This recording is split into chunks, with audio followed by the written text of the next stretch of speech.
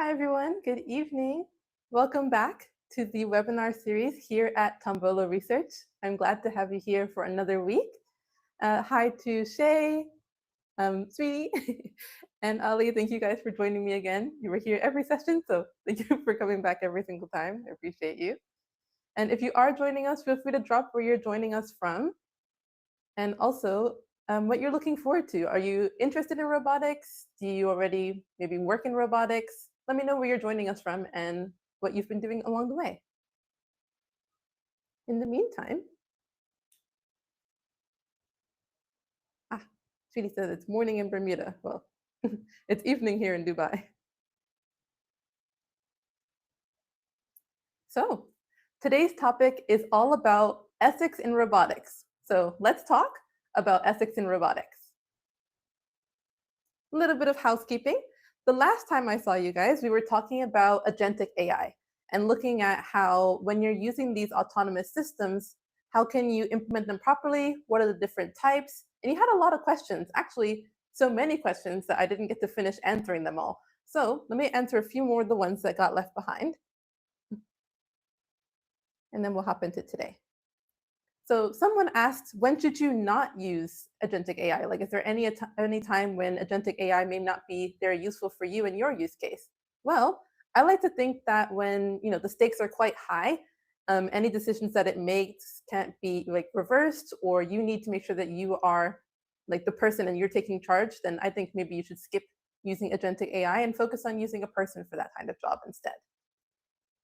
The next one was, how do you know if something is actually agentic AI and not just an automation?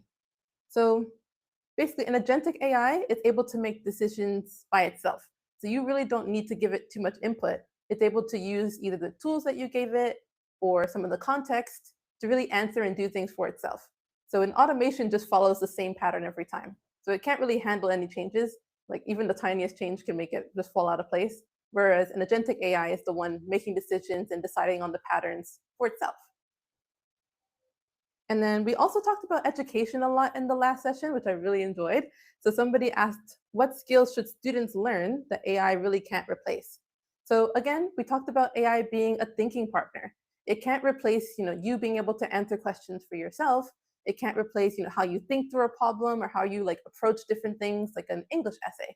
Because the way that I may love Shakespeare is going to be completely different to how you like Shakespeare, for example.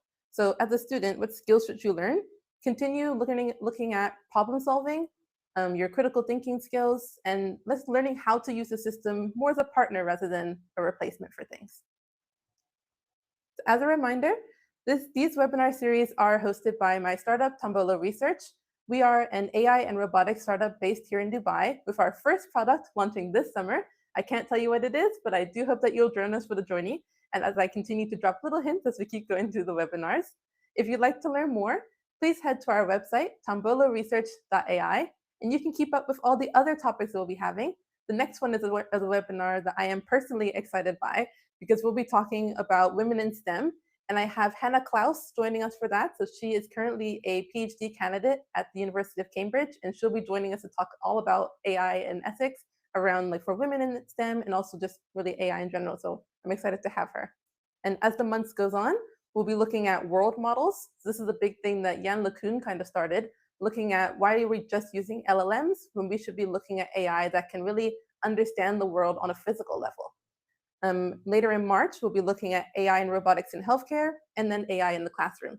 So if those are some topics that interest you, be sure to head to my website to register, and you'll be on the mailing list for when we release those registration links. Looking forward to seeing you there. Okay, let me go back and check on the chat in case anybody said anything here. Sweetie said that we're huge fans. And Shay said it's afternoon in London, and Ali also after evening in Dubai. Love robotics, love robotics. Looking forward to the summer launch. Me too. Okay, let's hop right into today's topic. So I don't know about you, but when I think about robotics, these two are like the first ones that I think of.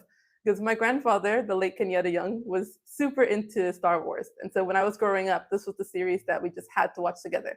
This and like, old Western movies as well, but the Star Wars is the one that really stuck in my mind. So in case you don't know, if you don't know, go watch the movie. But this is C3PO and R2D2, and they were like, my favorite robots so far. Does anybody else have any favorite robots? Any ones I'm missing on the slide? Oh, my sweetie says she's a huge Star Wars fan. So yeah, he introduced that series to both of us. So we're huge fans. So let's talk about what a robot actually is, because there's a lot of like talk around like, it's a robot, it's a robot, it's a robot, but you don't really know what it is and like what does a robot actually mean. So basically, a robot is a device really that has sensors, actuators. If you're not sure what an actuator is, that's something that helps with the movement. That could be a motor or a servo, something like that. The robot's able to do decision making and also interact with like different humans and also its environment. So if you think about these two, they're always getting into trouble, but they have their own little motors, being able to walk. So C3PO is a humanoid. His actuators allow him to walk on two legs, and then there's then there's R2, who he just rolls around and does his thing. So all of these things, they have their own sensors, whether that be a camera or I think R2 had like a torch at one point. So there's different things you can add to them to really get them to be as exciting and like interactive as they are. But on a basic level, a robot's really just something that has sensors and actuators. It's able to make decisions for itself, whether that be just an algorithm or like a full-blown like neural networks, like AI system. And it's able to interact with humans and its environment to complete a task or to do whatever you wanted it to do. Checking on the chat here. BB-8 is also very cute, but he's not the original, so I didn't include him in this slide.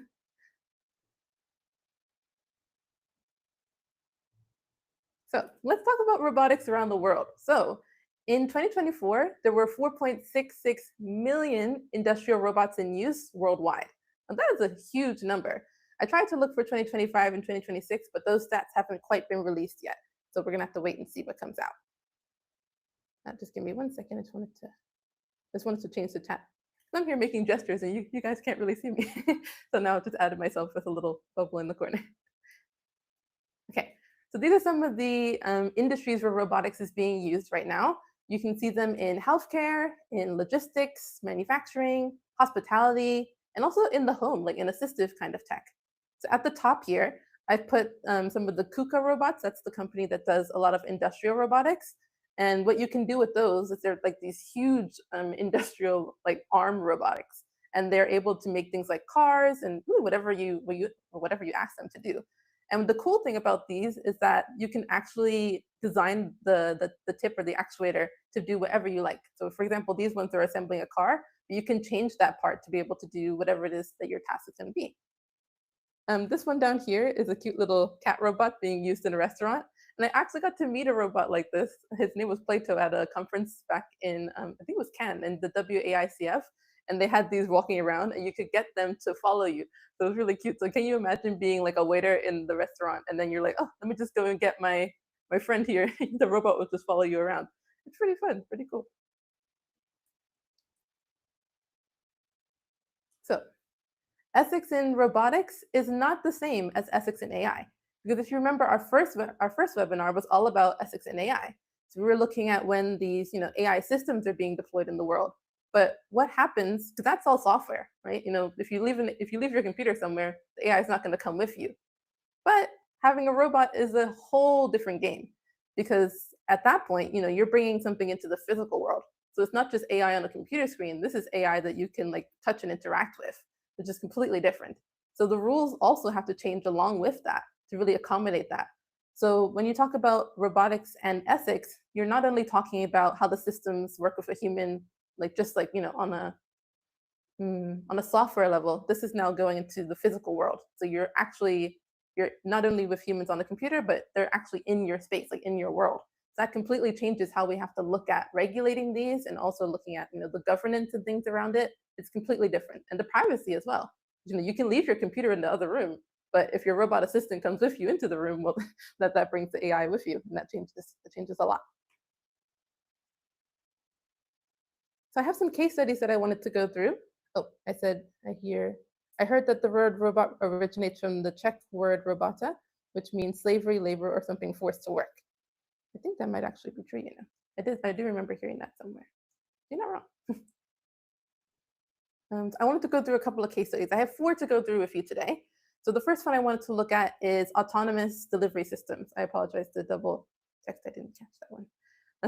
Just a little typo there. But when we're looking at these autonomous delivery systems, you're looking at things like, like you've probably heard of these like drones. It's interesting from the irony of it as well. Yeah, it is, especially because we are kind of forcing them to work. And there's a whole nother conversation around that I won't focus on today. So in this case, I'm looking at like autonomous delivery systems. So we can look at things like these robots that are able to roll around on the sidewalks. That's the first one I have. This one is here with Uber Eats, and then like Amazon and different companies, especially in China, like Alibaba, have these delivery drones. So I want to talk a little bit more about what does it mean when you have these robots that are in the sky and also just like walking around in the same places as we are. Like for example, you have these delivery robots on the sidewalk versus the delivery robots that are in the sky. So more on looking at this from an ethical perspective of how do we make sure that they are interacting with people, especially because people are unpredictable. Robots are supposed to be predictable, but people are we do some interesting things, and it's hard for a robot to be able to predict all of that. So I think that this one is quite interesting because it's almost on the same level as a self-driving car, but I would say even more so it has to be much more careful because you're going like directly up to people as well. So looking at going to their homes because it will give you that address, and also going with people's packages. So there's another privacy aspect in terms of that as well. I don't know if anybody has actually seen any of these delivery robots in person, but I just went to a conference called Machines Can Think in Abu Dhabi. It was on Monday. And there's a company here called Yango that's actually testing out these little delivery driver robots. It's very similar to the one on the top right corner. And they're testing it out, but on a flat surface. So they're right now these ones that the Yango company has, they can't go on stairs, but it's still pretty interesting to see how those work. Okay, now this one I found to be one of the most interesting cases. So has anybody heard of the Neo robot? This one just came out, like I think about either a month or a couple of months ago. They released it, and I think they're open for pre-order right now. I don't know if anybody else has seen it somewhere. But these robots are a part of the category that I like to call the humanoid home assistants. So this is probably like the closest to C3PO that I've seen in real life. So looking at having a robot that works with you in the home, able to do chores for you, and it's supposed to just be able like a little at-home butler.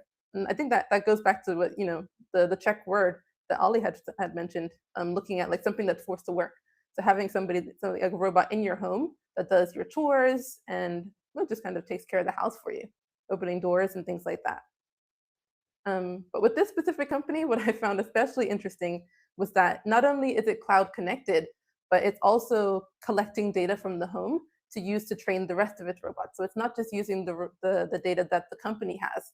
It's deploying the robots not only for that, but also to collect data and train future robots, which opens up a whole nother ethical consideration.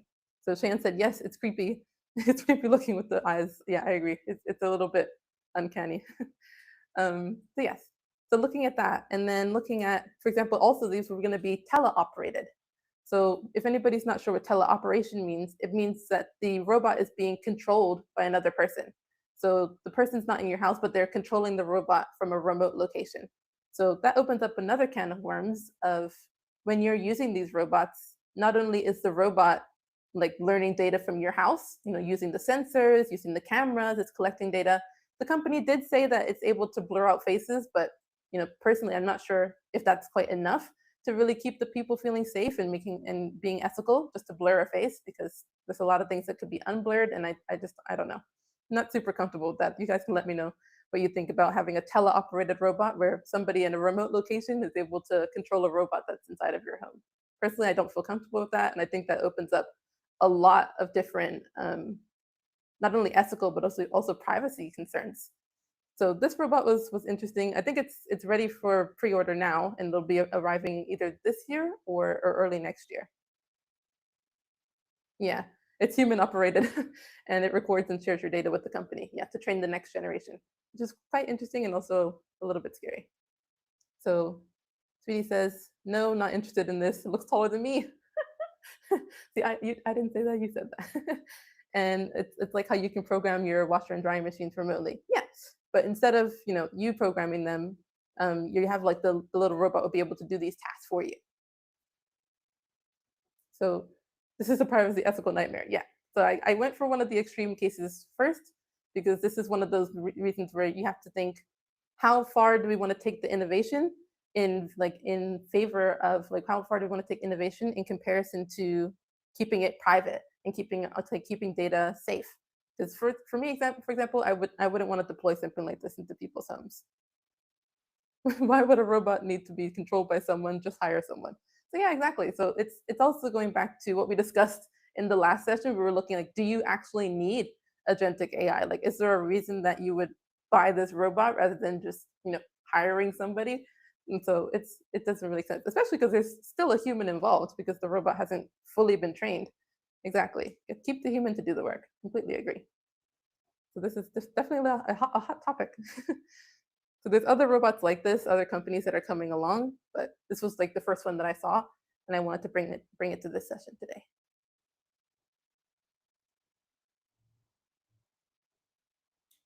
So case study 3. So we're looking at healthcare robots. There's a lot of different variations of this. Like I personally, my aspiration is to be, a surgeon and get into robotics engineering. So it's interesting to see how many of these robots are actually being deployed now in hospitals and different like healthcare clinics. I don't know if I'm allowed to move my little bubble. No, I can't. Okay, I'll go full screen. So what I wanted to show you was the one on the bottom. I actually got to meet these robots. They're from a really cool company. That oh my goodness, I'm blanking on the name of. One moment, let me just grab the name of that robot really quickly. Right. The company is called Enchanted Tools, and this is one of their robots called they call them the Mirokai. These ones are interesting because they have a whole storyline around them, like a whole cartoon going on, and they're able to interact with not only people but also children really like them because they look like characters. If you've ever seen, for example, have you heard of the topic about uncanny valley? So for those of us that are working in robotics, we've all heard about this uncanny valley, where the more human a robot looks, the more uncomfortable people get with seeing it. So a lot of the robots today either look like animalistic characters, or they try to make them look very much like a robot and not as much like a person.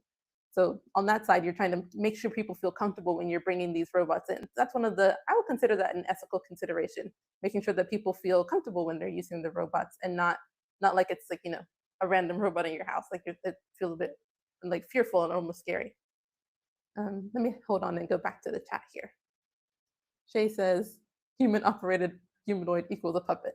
Yeah, at that point, you might as well just hire someone. How soon do you think this will happen when robots no longer need to be controlled by humans? So that's actually something that I was hoping to discuss in our future workshop where we're talking about the world models, because I think that that's where this kind of thing becomes really interesting. So how long do I think it will happen? Before I used to say like a decade, but at this point I'm thinking like 5 years, but this is completely like an estimate, because when people like Jan LeCun, also NVIDIA, start to develop things like world models. If you've ever heard of NVIDIA Omniverse, that's another tool that NVIDIA has developed where you're able to simulate an environment and train the robot there. So rather than having the robot in the real world, you're able to train it on a lot of different data in the simulated world. And then that way the robot's able to learn without you having to bring it to the actual environment. It's able to train and do different things before you bring it to the real space.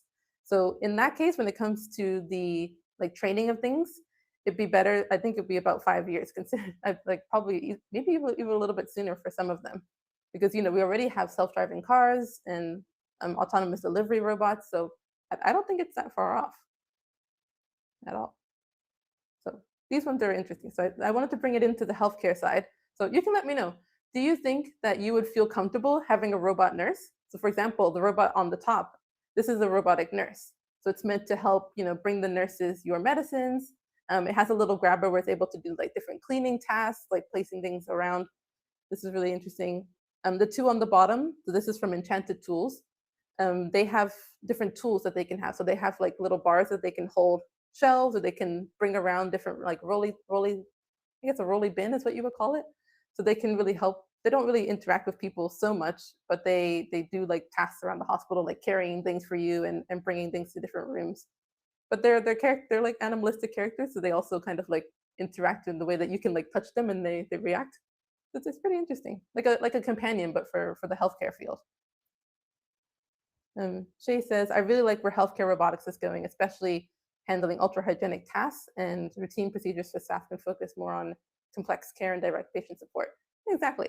So personally, I'm really interested in this topic. So how do we make robots that are integrating in the healthcare field space while keeping people, comfortable and also making sure that you're supporting them in a way that isn't too invasive, because healthcare is a very, very sensitive topic.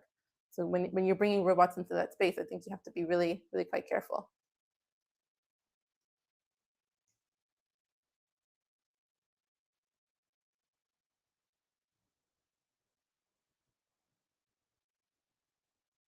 One second, just wanted to double check. Um, Shane says, I think in a robotic nurse, in terms of a general chore-like task, I wouldn't want a robot to defib me if one of the paddles on my face by accident. So yeah, you definitely wouldn't want the robot to be able to do that. But the more that we get to train these things, like I think, sweetie, you asked before, like how soon do you think it'll be that these robots are not controlled by humans? So the more you try to put them into these environments, they're learning as well while you put them in these environments. So, maybe the next time, hopefully, when you get them to start doing things that are automatic like that, we'll get to that Star Wars level of, you go in and the robot nurses are keep taking care of you. I don't know. How soon and how far is that? How far away is that? Sweetie says, maybe because I'm an island woman and we're used to our healthcare providers being in person, I don't want to have a robot handling my healthcare in the name of efficiency. I mean, I agree. I do think that certain nominal tasks, like some more easier tasks, like carrying things around or handing things to nurses, I think is not too bad in the name of efficiency, especially in elderly care centers where your places are short staffed. I think it'd be interesting to bring in a robot like this to help out, not necessarily interacting with patients, but more just as a support for different nurses and things. The idea of using a robot, Shay says, for the Ali, sorry. I agree to the idea of using robots for regular tasks. I don't include critical decisions. Yeah, just not very basic tasks, I think would be interesting. I'm just double checking the LinkedIn people are okay, because I can't see them over here. Oh, thank you. Cool. Just checking. Okay. I had one more case study I wanted to go through with you, because I feel like so far we've been kind of looking at a little bit of the doom and gloom of things. So when you bring in robots, like I said, they're coming into our world and not just on the software side. Now you can actually physically interact with them a bit more. So what I wanted to talk about first, another example as a case study, was this one. So this is the Dawn Avatar Robot Cafe in Tokyo that I got to meet some of the robots when I was at VivaTech last year. And it was, well, the year before last, my goodness, because we're in 2026. So the year before last, I went to VivaTech and they had this little robot here on the desk. So I don't know if you can see her. She has a little kimono on. Her name was Kotonoha. She's very sweet, but I didn't realize that it was a person actually piloting the robot.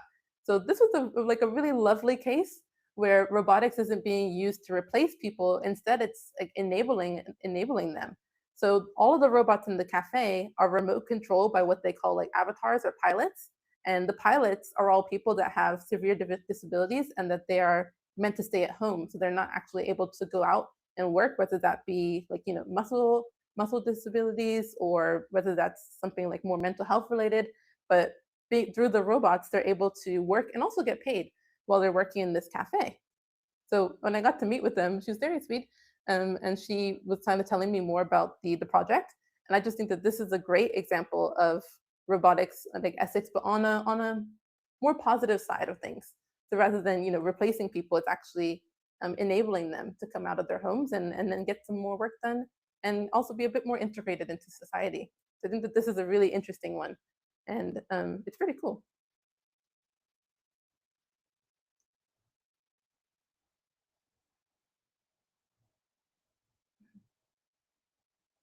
So I see Shay said, I saw this before, and I'm really interested and supportive of this idea, especially to enable severe disabilities and homebound to be able to earn a living. Yeah, so I think that this one in particular is quite a great opportunity, especially for the people here, because it's using robotics to solve a very deeply, I would say, human problem. So being isolated and excluded, but in this case, they're using the robotics to do things This design here doesn't seem to be like efficiency. So they're not just using the robots to be efficient. It's all about inclusion, dignity, and also connection, because you're able to interact with them and talk with them, so they can talk to you without being worried about being judged or being stuck at home. So it's a really great initiative. And I recommend that you look more into it if you haven't already. This is a great one. So it's called the Dawn Avatar Robot Cafe, and it's in Tokyo. So maybe one day we'll all go visit. It's pretty cool.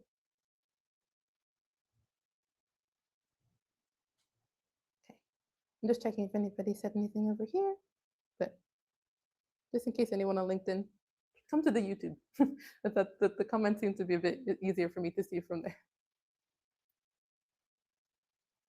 Okay, let's keep going.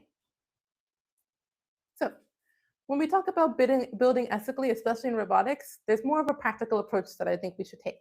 So for example, in the design phase. So a lot of people, when they go for robotics and they talk about, just wanting like, oh, let's just build this robot because it'll be super useful. They're more focused on efficiency and, looking at replacing things and looking at automation. But when you design things in an ethical way from the start, that can completely change your perspective. So think about the problem first. Like for example, like the humanoid robot. Do you really need to have a humanoid robot helping you at home? Not really. You can just hire someone if you're able to afford a humanoid robot. So think about how you're designing these and looking at um, whether or not a robot is actually needed. And if it is, then make sure that you implement these ethical decisions from the beginning. Ah, sorry, I missed a couple of things here. So back to the previous slide. She said it looked like a good idea. And she said, it seems we really have to think how far we want to go with robots in our comfort level. I feel like they're studying us. Well, yeah, that is kind of the great part of robotics, is that it's all very data based. So in a way, they are studying us. But it's a matter of what do we want to allow them to study? Because I think one of the quotes, I can't remember who that's from, but if you're not in the data set, then unfortunately you'll be left out of it. So what parts of us do we want to include in there to make sure that the robots are able to treat us, ethically, and that we're able to connect with them and work with them in a way that's I guess augmentative for us and also very useful, like the robot cafe, for example. Shay says, my question would be how well developed the robot itself is, being able to correct itself in its path without being obstructed or preventing any spills. That's a great question, actually. It'd be interesting to learn more about that.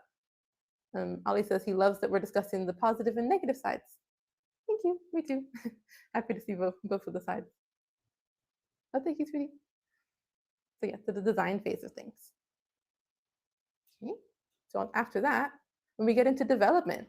So again, when we looked at the agentic AI, we talked about things like, for example, human in the loop. So when you're designing these robots, how autonomous do you want them to be? So for example, a delivery robot, you want it to come to the house and not, just leave the package there and then go away, because, packages get stolen, they get damaged. So you want to make sure that there's a human in the loop for that. But on the autonomous side, you want it to be able to direct itself to the house without, hitting any obstacles or any people along the way. So again, the development phase, like how is that data being stored? Because if your robot has a camera, for example, or a microphone, then you're able to listen in on people's private conversations, or you're able to see things that maybe they wouldn't want you to see. So when you're developing, you have to be thinking about, how do I develop this in a way that I'm protecting people's data, and that, I'm really following through with the values that people are trusting me to have. So Ali says, exactly, most people mention ethics and then only the negative stuff, but it can have a positive side as well. I agree. It's not all doom and gloom, as they say. Okay, let's get to the next little part here. So the deployment phase. So once you deploy the robot, I think I'll put up the next two actually, because they kind of come together. So once you deploy the robot, then you can't just leave it by itself, for example. Once you deploy it, how is it going to be updated? How will you iterate on that? Will you need a person to come and do maintenance, or is it something that you can just let it go off by itself?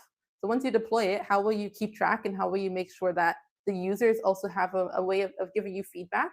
Because what's interesting about robotics and AI that's different from other products and software is that it's it's non-deterministic. It's all there. It's all probability based. Like there's going to be edge cases that you as a team may not have prepared for in the design and development stage. So when you deploy it and you're iterating on top of things, you want to make sure that there's a way for people to let you know what's happening and what the edge cases that they see are, or being able to give the robot feedback and maybe fix different things or customize it. So a lot of things you have to consider as well. So she says, I agree to Ali, and usually they just use and abuse robots without thinking about the values it can provide to the majority that it could also bring positivity to. Thank you. Cafe is a good example. Right. Okay. So let's talk about some of the key ethical concerns. So when we start talking about ethics, what are some of the things we want to look at? So I guess we do have to go back to the negative side, job displacement. So, we already have delivery drivers. We already have people that work in the home to do like different service tasks, like washing the dishes, changing a washing machine. Like we already have people that can do all of these things.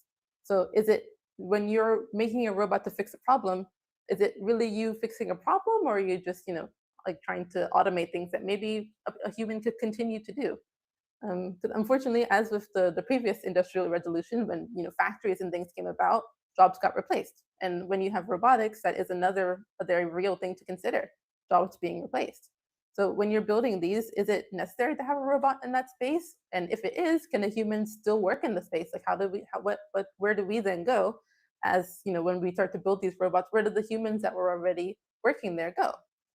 To give you a bit of the positive and the negative side. So for example, a lot of robots are able to do jobs that humans physically can't or also shouldn't do for healthcare concerns. Like for example, when you're doing things like factory work, where it might be a bit dangerous for you to be around such heavy machinery, it might be better to have a robot there than a person. Or if you're trying to do some research in more intense environments, like dangerous environments, maybe better to have a robot go ahead and do that for you. When I was at Vivatech, I saw another company, apologies, I'm forgetting the name here, but they were able to use different like drones and tiny robots to go into pipes to look out for like different plumbing issues or like changing water quality that you as a human, you're not going to have the sensors to tell you how much sulfur or something is in the water, but the robots do. And then they can give you back that information and help you on your job. Judy says that's a big concern right now. How do we prepare people for this job displacement? It's a great question, actually. So preparing people for this, I would say, make sure that you are staying on top of it, like stay on top of the news, see where companies are innovating. Are they innovating in your field? If so, how can you get involved? How can you learn more?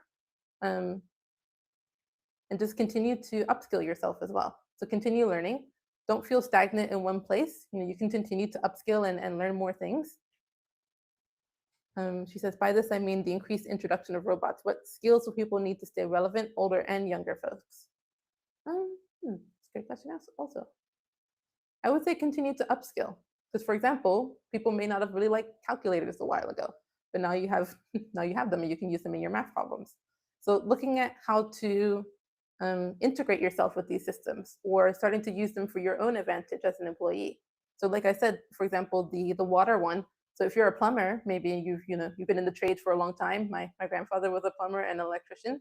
So I can imagine him using a robot on the job to like check water levels, go into the pipes where he couldn't, and bring him back the information. Just like continuing to learn what are the different products that are coming out and the different like systems that are being used, and how can you use that to, I guess, augment what you already know, because they're meant to be assisting you rather than replacing you. So just continue to learn more and stay on top of the news, I would say. Okay. Then we can look at things like bias and fairness. So again, a lot of robots depend, well, all robots depend on data. So but also how they're developed. So as you are developing the robots, make sure that you are considering everyone. So you're not just focusing on one specific group, or you're not excluding anyone when you're developing the robots. Make sure that your data set is very representative of the people in the environment that it's being deployed in. I keep going back to Dr. Joy because that's one of my favorite examples. For example, when she was doing her PhD, she was looking at facial recognition. So because her skin was quite dark and it wasn't being represented in the data set, then she obviously so she later wasn't able to be recognized by the robot because it hadn't seen her before. I'll go back really quickly. I'll pause. Robotics is a big pro and con for job displacement. Pro, it can take on dangerous, repetitive work in harsh, toxic environments. Yep, you mentioned that.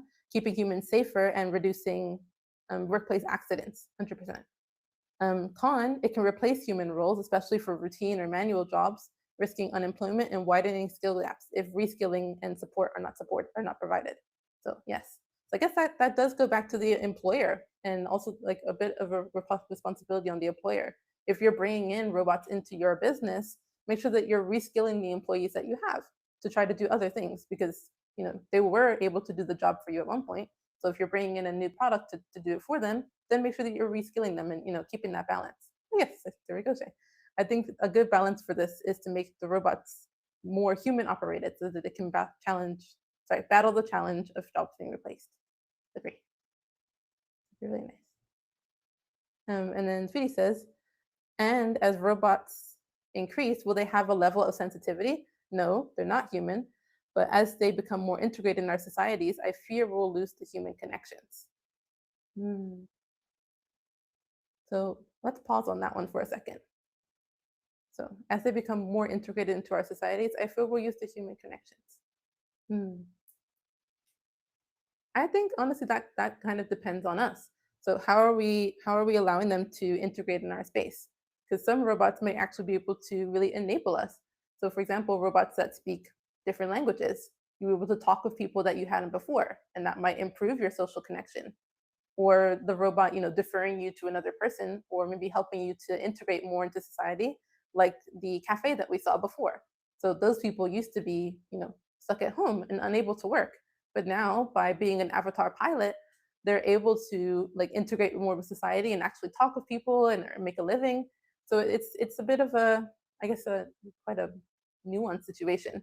So on one hand, yes, like the more robots we have, you're not going to want to talk to as many people, or they might also enable you to become even more involved and integrated into society. So it's a very interesting topic, and I'm curious about this as well. Ollie says, what if the companies that decide to use robots find a way for the people being replaced to work with the robots? For example, monitor them or find corner cases that the robots can't beat and let a real human focus on those. Yeah, I agree. So Shay says, yes, Ollie, I agree. Fully autonomous can have risks where if each stations have human operators to maintain and monitor them, they can again retain jobs and increase robotic workflow efficiency. Yeah, I agree. Oh, we have a LinkedIn comment. How exciting. William, hello. He says, great, good informative session. Thank you. Sweetie says, like a robotic nurse won't recognize my face and that I'm afraid of needles. Actually, funny enough, there's a professor at Queen Mary, actually, where I used to study, who was looking at how to interpret pain using AI. So looking out for different little flinches that you would make as a person, or like little sounds that you make, and then getting the robot to understand all of those different cues when it's interacting with a person. So you never know, maybe the robot nurse might recognize by your face that you're afraid of needles or feeling a bit uncomfortable in the situation. So that's all it's interesting. And Cheyenne says there's another case study where people at home are operating heavy construction machinery from home and overseas project. Oh, epic construction projects. Oh, that's actually really cool. I hadn't heard of that. That's nice. Oh, wow. That's what I'm saying, sweetie. Oh, wow. Okay. The third one.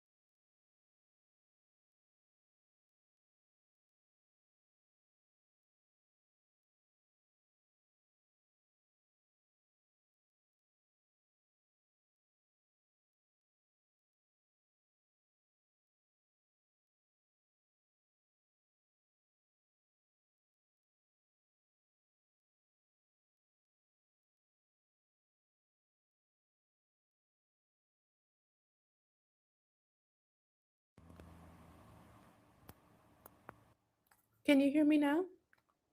Sorry about that. I don't know what happened. Can somebody comment if they can hear me?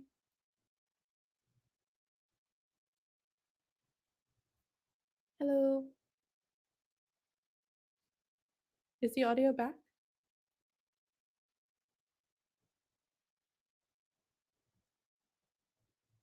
Yes? Okay. Hopefully, yes.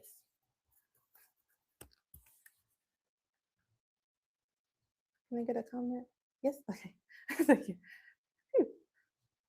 All right, I think there must have been a delay in the comments. I'm like, hello. I didn't know you guys could hear me, but great. Okay, glad to hear you back. So the third one I wanted to focus.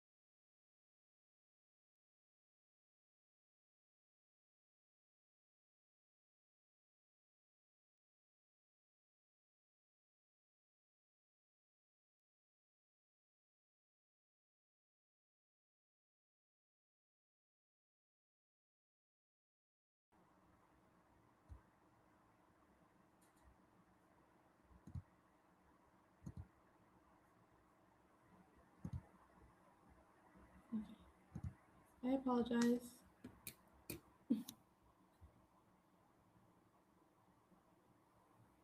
Hopefully it's back now. Sorry about this.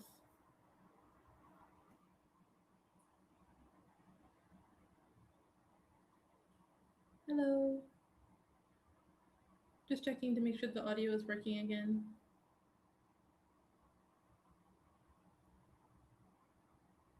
Okay. Really sorry.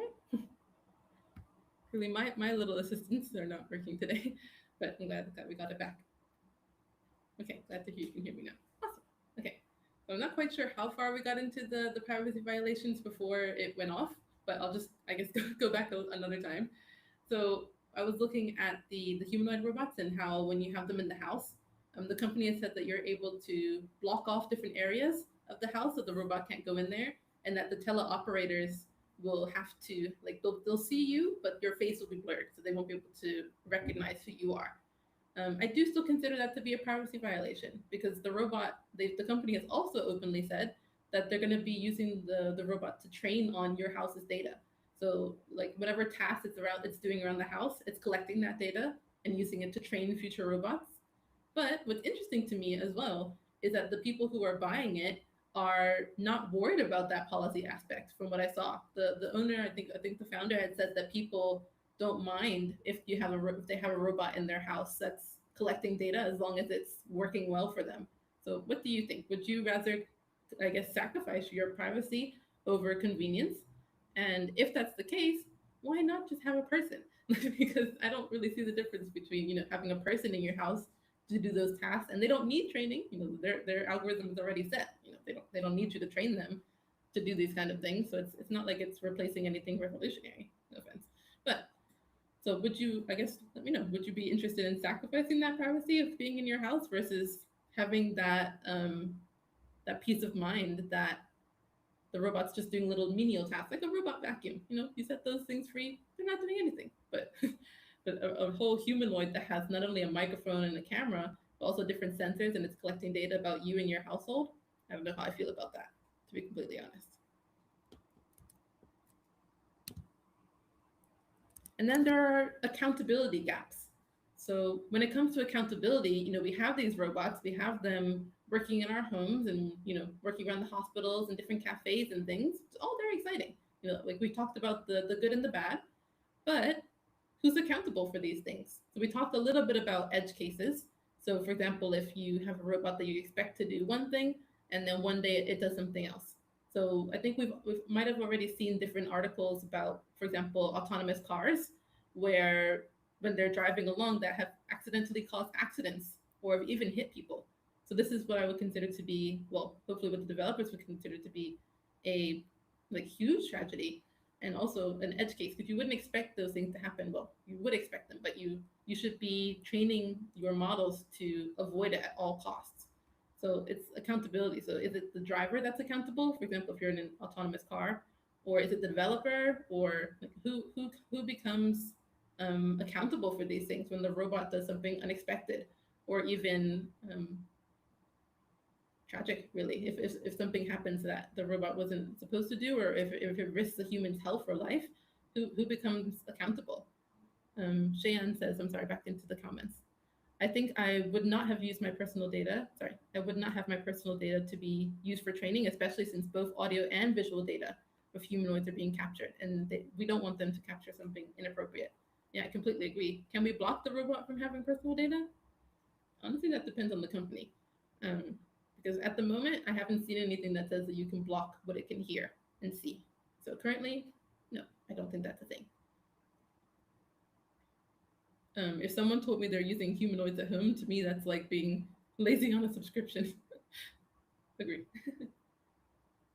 So again, you can let me know what you think on the accountability thing as well, if you don't mind.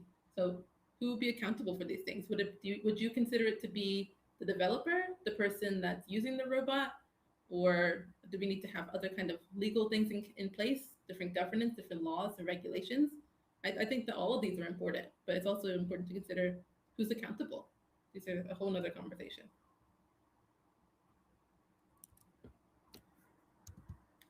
And I didn't want to bring in any pictures for this one, but I would still like to discuss it. Looking at things like, for example, autonomous weapons. This is a whole nother side of robotics, like different drones and things like that. So this is another completely different ethical concern because once we have these systems that are autonomous and able to do really whatever you as the developer or you as the person building it instructs it to do, of course we have to talk about the autonomous weapons side of things as well. So in that case, there's a lot of huge ethical concerns, but I wanted to bring it up as well, just so we can consider it and talk about it a little bit. Shay says, Kix, I think we can block the data unless the robot is locally powered other than using cloud-based service, then possibly the data isn't shared, but you're never 100% sure. Agree. So if it's on the cloud, I'm not too sure we can block the data. And like at least not for the robots, I'm not super sure about that. Especially if it's over the cloud, it's a bit more difficult. Sweetie says that she thinks the developer is accountable, and like talking about who's protecting us. That's exactly. So this is why it's important, especially in the robotic space, to have a diverse set of developers and not just people developing from one background. Having people from a wide range of ethnicities, a wide range of cultures, um, and also different like the backgrounds that you study. So people from law, psychology, not only computer scientists and engineers, but people from a wide range. And then also you want to include the people that are going to be using the robots when you're building these systems. So you can't leave out the people that you're trying to get to buy the robot. You should include them in the conversation and talk about it. Which is why like I wanted to have this conversation at Tombolo Research because we are working with robotics and making and trying to launch our own product this summer. So that's something that we also are considering as well, making sure that we are including different people in our data sets and trying to be as representative as possible. And also making sure that we stay ethical as well when we're doing our own development. Ollie says, what if the terms and conditions state that the company isn't responsible if anything goes wrong? Well, that goes back to reading the fine print. So that's a whole nother thing. So these were the key ethical concerns that I think that we as developers should consider, but also the people that are starting to as robotics becomes more integrated into our society. I think this is really important to kind of question companies on and make sure that you understand what are your rights as a person and also understanding how are they training these robots, what are they meant to do, and then how are they integrating within your life. So these are things that you as a person have the right to ask. Sweetie says, I wouldn't want a robot in a court case. That's a scary thought. Yeah, very scary thought. Agree.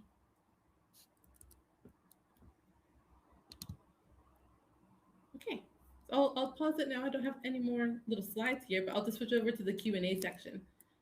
So again, Thank you for coming to today's workshop. This is a workshop all about ethics in robotics, hosted by us here at Tombolo Research. So thank you for asking any questions. So as we wrap it up, we just have about 4 minutes left here. I just wanted to know if there's any more questions that you all have around ethics in robotics, or even just robotics in general. If you do want to join us for the next session, so the next one will be on February 11th. Again, we'll be joined by Hannah Klaus. Very excited about this. So she's a PhD candidate at the University of Cambridge. Excited to have her. And you can learn more about what Tombolo Research is doing and follow along for our journey by following us on our social media platforms, things like Instagram, TikTok, LinkedIn, YouTube. And we also have a Substack now. I should have included that logo, and we're on Facebook. So you can join us on any of your favorite platforms. And of course, follow our website as well, which is where we'll be posting some of our updates. But if you want some more behind the scenes, then better to follow us over on our socials.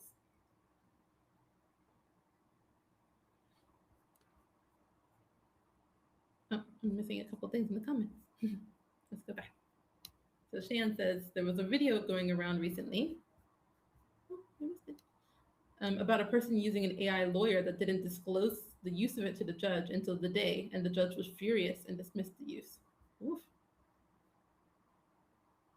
Imagine if the robot would also be a judge, Ollie says. Oh, definitely interesting. As it was both.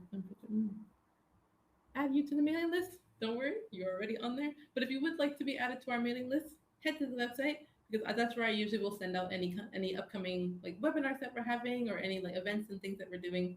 So be sure to head over there to our website and sign up for our mailing list. You're welcome to the 3DDS.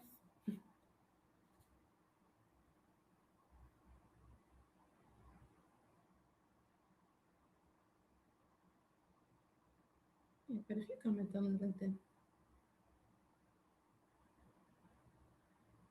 And so Shay says to Ollie, there's a movie coming out called Mercy where they use an AI judge to predict and convict potential criminals and the murderers, and they have 90 minutes to prove themselves wrong. Ooh, that sounds interesting.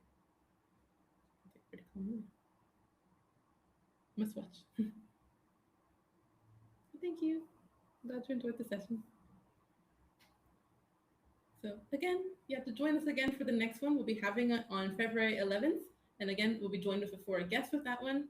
But I would love for you to continue joining us also on Tombolo Research for the Journey. As I mentioned, we are launching our first robot product this summer, 2026. They're excited for you to join us for that. So again, can't say too much about what we're working on, but I do hope that you will join us for the journey as we continue, because we're hoping to continue paving the way for other young people in STEM, especially in the robotic space. So if you'd like to learn more about what we do, please head over to our website to support us. We also offer AI consulting services and also robotics as a service. So if that's something that you're interested in or your company needs, be sure to reach out to me at info@tomboloresearch.ai, and I look forward to helping you. So thank you for the session. Very informative, especially the topic of ethics. Thank you. I'm glad you enjoyed it. And I will see you all on February 11th for our next workshop. Have a great evening, everyone. Thank you. Or good morning if you're in Bermuda.